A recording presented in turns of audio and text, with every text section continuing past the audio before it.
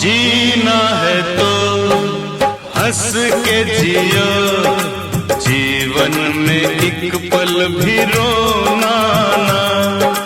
जीना है तो हंस के जियो, जीवन में एक पल भी रोना ना।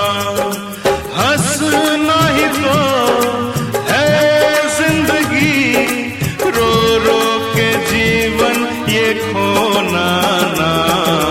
जीना है तो हंस के जियो, जीवन में एक पल भी रोना ना।